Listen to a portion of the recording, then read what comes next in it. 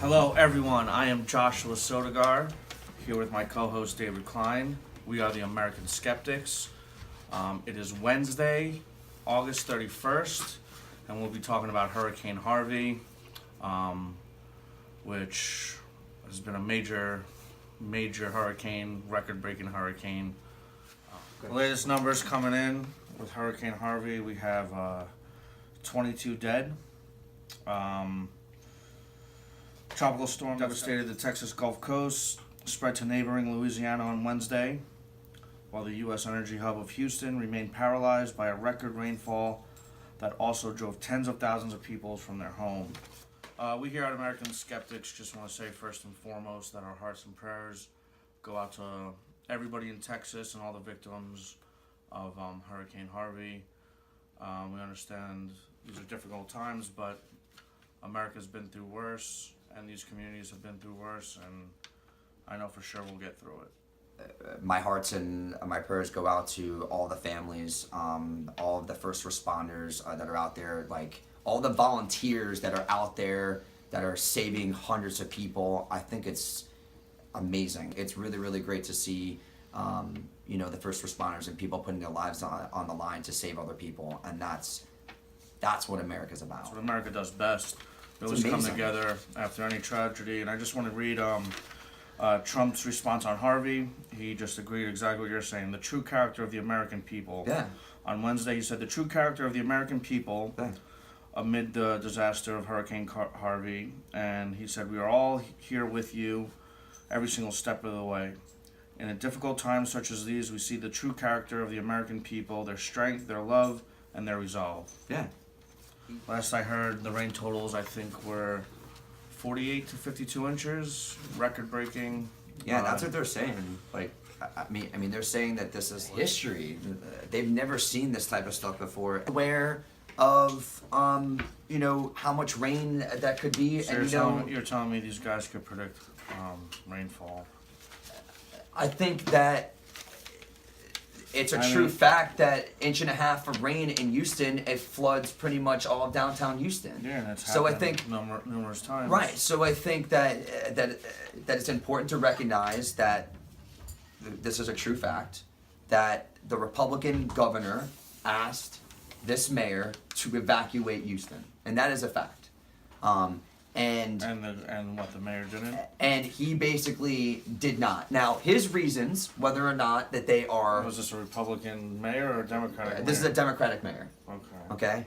And, whether or not that he had his reasons on not evacuating those people because he was basically saying that if he would have evacuated those people, that a lot more people would have died because they would have been leaving in the middle of something going on and people would have gotten stranded. But that's not true, because that thing was churning out in the Gulf of Mexico 3 or 4 days before, and they knew what was going to happen, and he didn't listen to the governor to basically evacuate those people. And that's why thousands of people are stranded in Houston right now.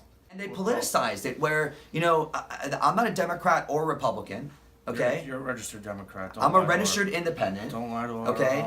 And the fact of the matter is that when I see hold on, let me finish. When I see politics, Josh, when I see politics and disasters get politicized because you have a Democratic mayor going up against a Republican governor and playing with people's lives, you have to understand those people in that city depend on depend on the city officials to be honest with them, Josh.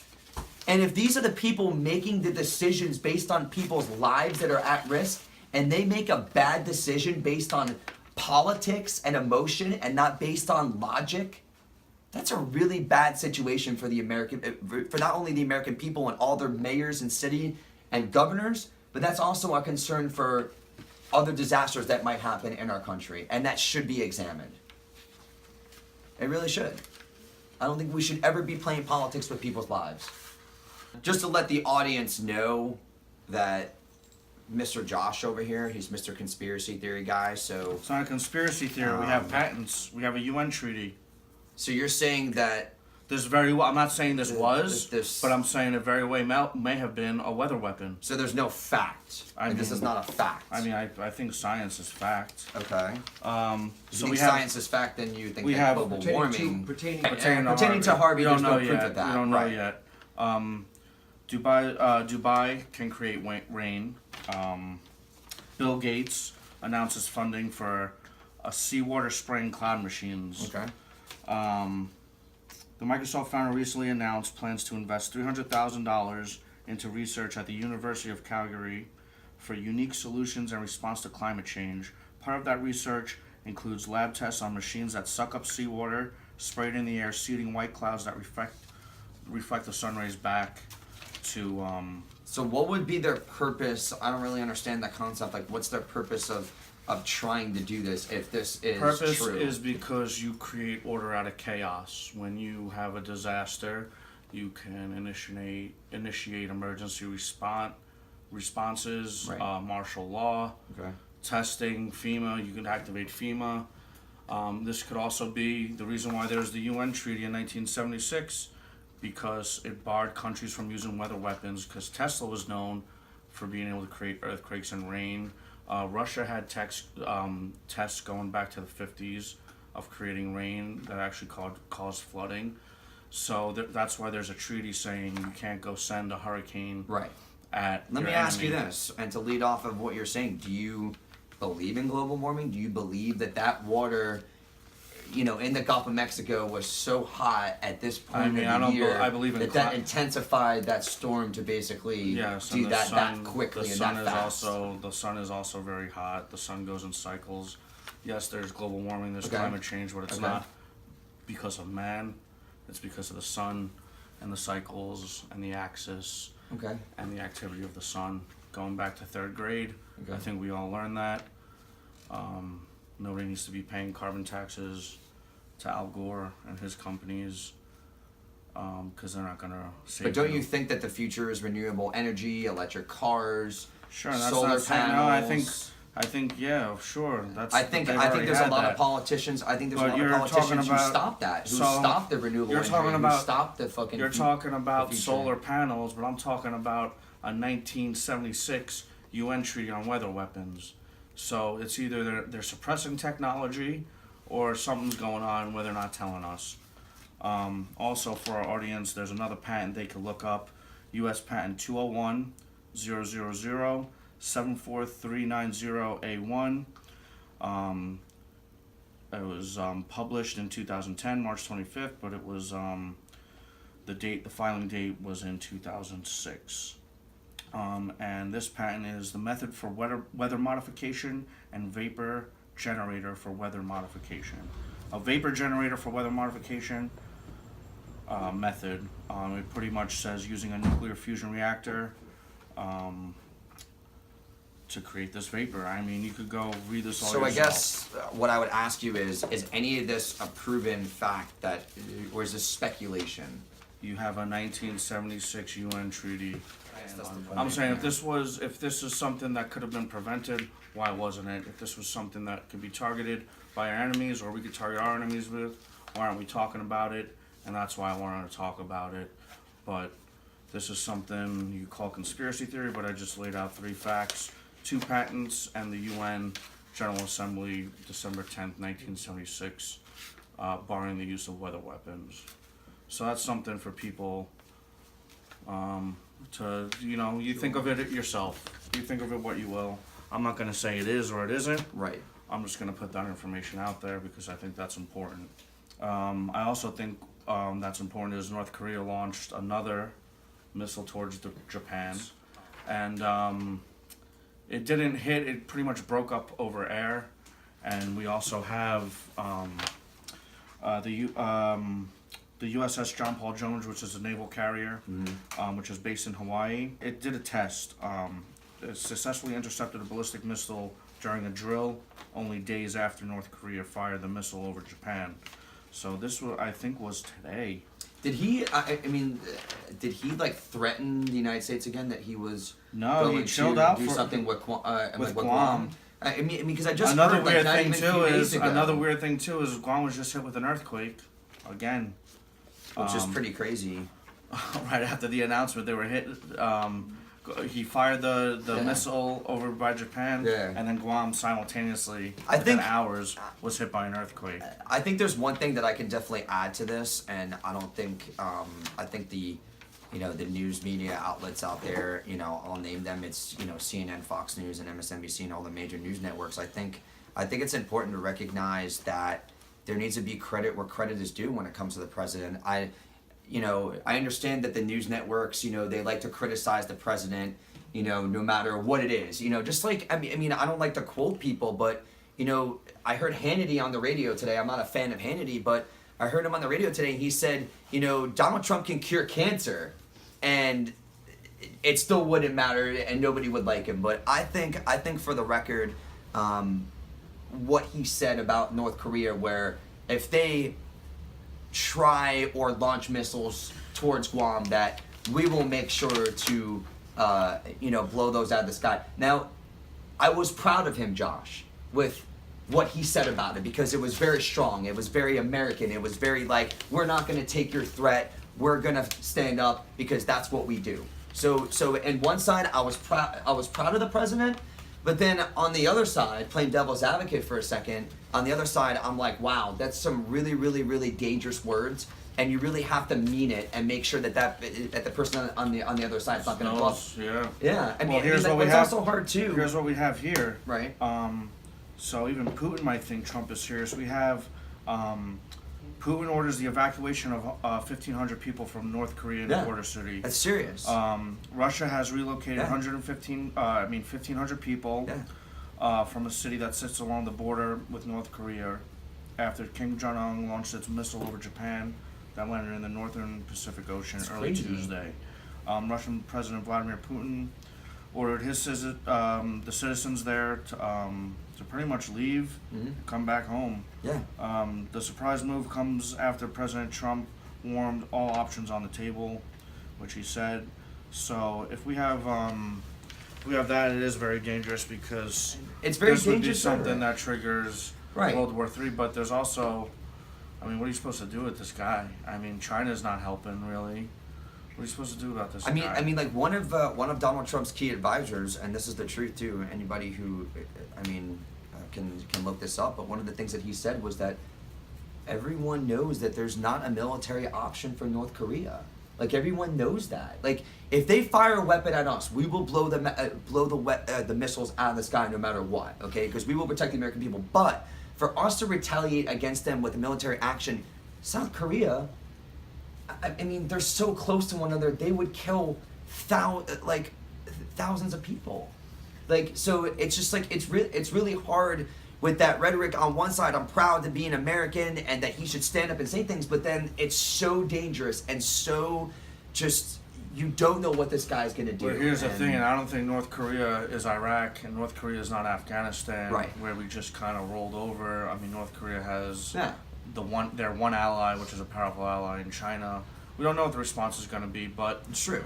I really, something needs to be, I don't know, I'm kind of anti-war, but I'm also pro-American. So. Same here. I don't think we should sit back and take anybody to threaten us. I don't think that we should take it lightly when a dictator says we're gonna fire missiles at a U.S. territory. Like, that's just unacceptable rhetoric. And I think what Donald Trump was trying to do was that he was trying to get on his level and be like, you know what, I'm gonna fight, muscle with muscle. And I'm going to get on this guy's level and be like, yo, listen, this is what's happening if you do this, and understand the consequences behind your actions. There haven't been any consequences yet, just sanctions. And and the sanctions are very important, because the sanctions is what really cuts off the financial part of them from... But the only country in the world that does business with them is China. And we don't know. And China may not want to do that, because China... I mean, I think China knows the better bets to go with the U.S. because we are a consumer nation. Right. And there's more we money get to be how made. much of our products from China? A lot. Thank you. But I mean, I guess we'll see how this plays out.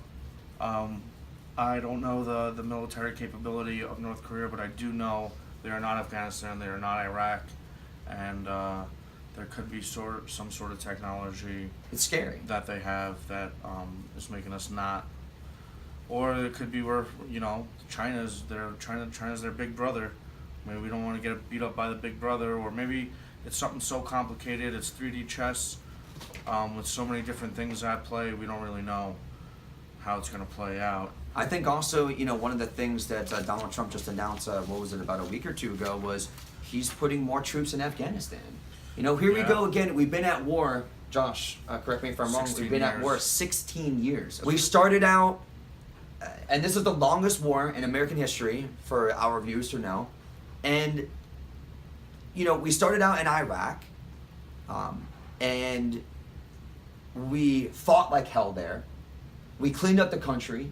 We trained the forces, and we said, okay, let's pull out of there.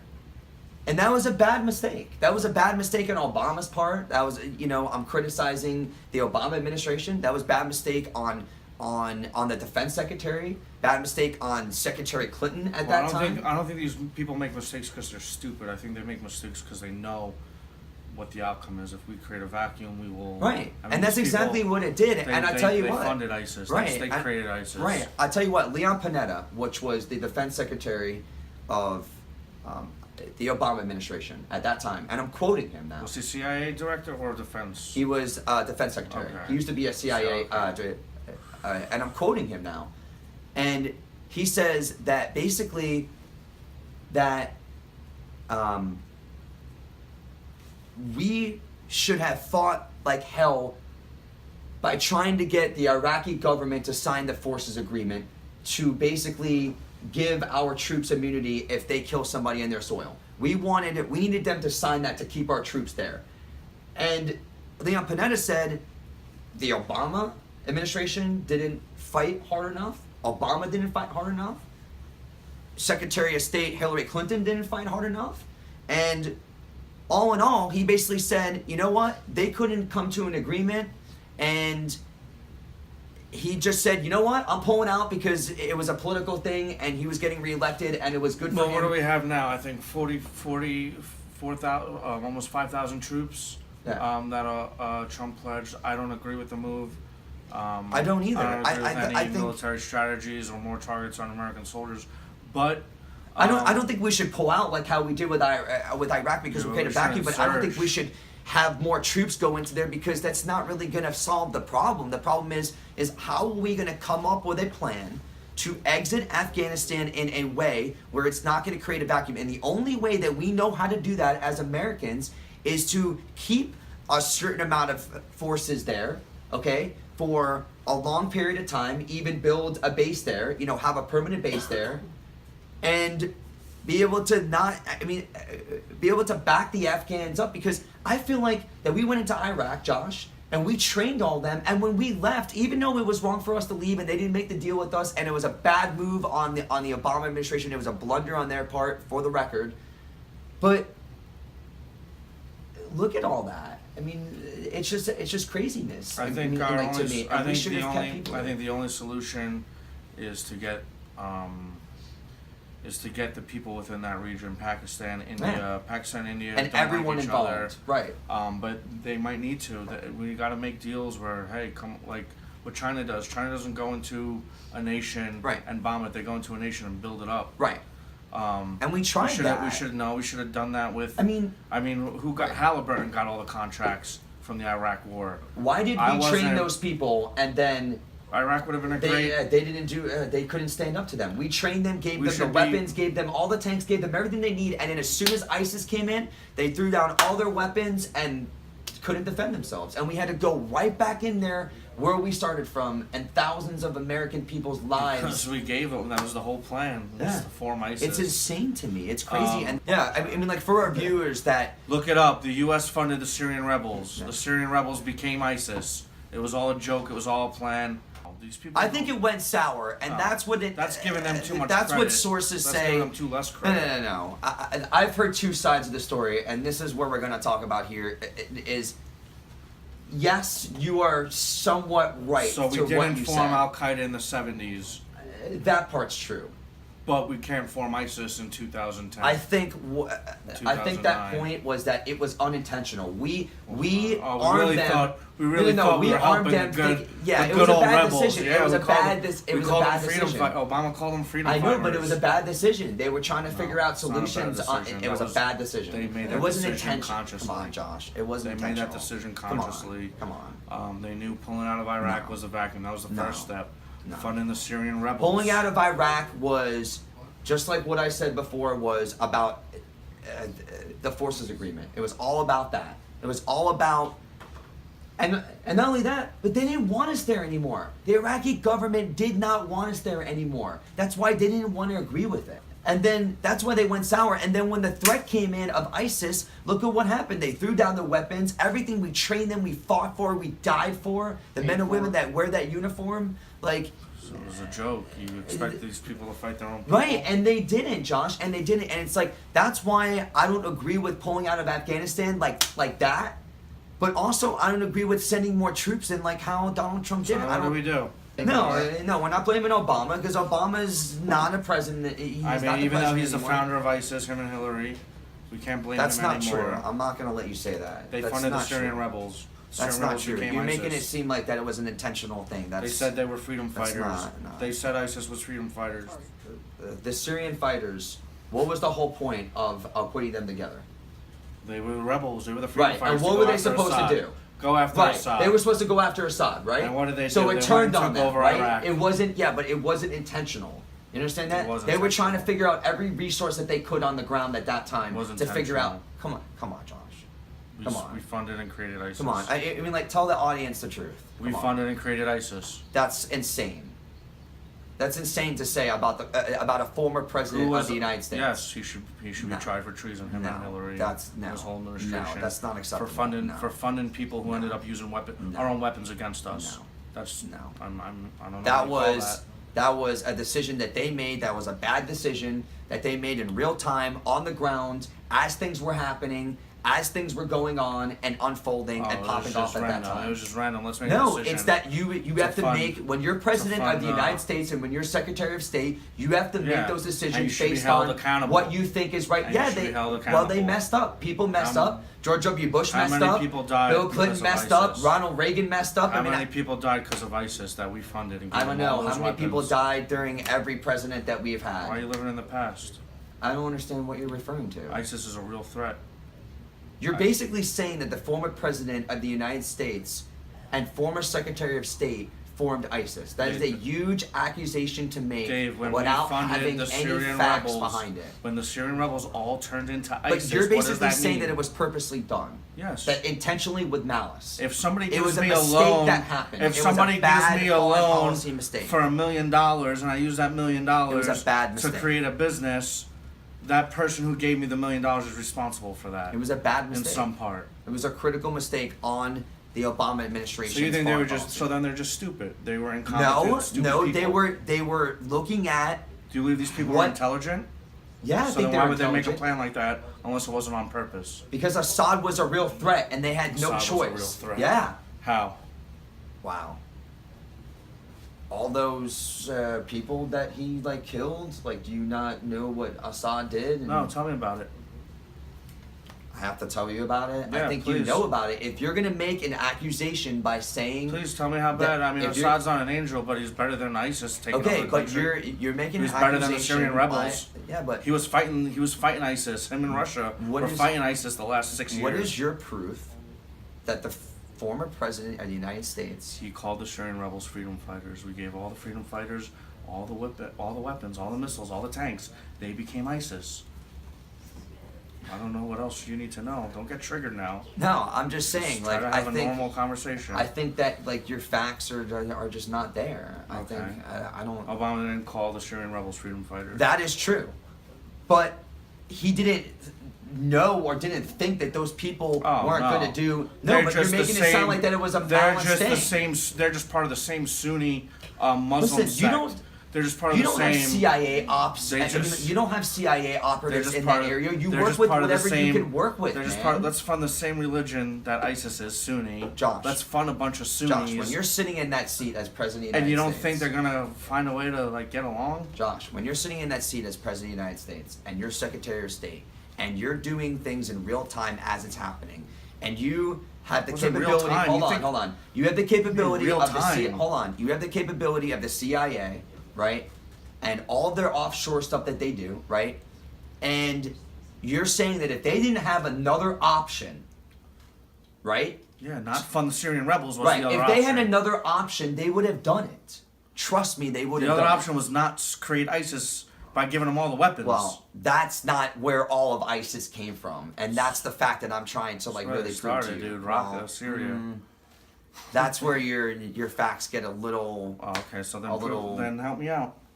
I am helping you out. Right. I'm telling you that's not fully correct. Now, okay, then tell me what is correct. That first part that you said. Tell me what is correct. Okay, I'll tell you what's correct. What's correct for our audience is, yes, we did fund the Syrian rebels. Yes. And the Syrian rebels became ISIS. Josh. Wait. Go, come on. Josh. Be an adult. Josh. Syrian rebels became ISIS. Okay, not really. Oh. Okay? Yeah, not really. Okay? Oh. Yeah. That's just where I'm wrong. So then where did ISIS come from? You think ISIS was just formed by them? By the Syrian rebels, yep. ISIS is also part of Al-Qaeda. Also formed from Al-Qaeda and other terrorist groups that all joined into ISIS. Who created Al-Qaeda? Josh. Oh my God. Wow. In the 70s, the United States created Al-Qaeda, so... All right. Josh, you're basically saying that folks. Just the Syrian... You're basically saying that just the Syrian rebels created ISIS. ISIS also formed from other terrorist groups. And yes, and that is a fact. And look it up. Al-Qaeda? I implore our audience to look up what I'm saying. Yes, look up who formed Al-Qaeda. Look it up.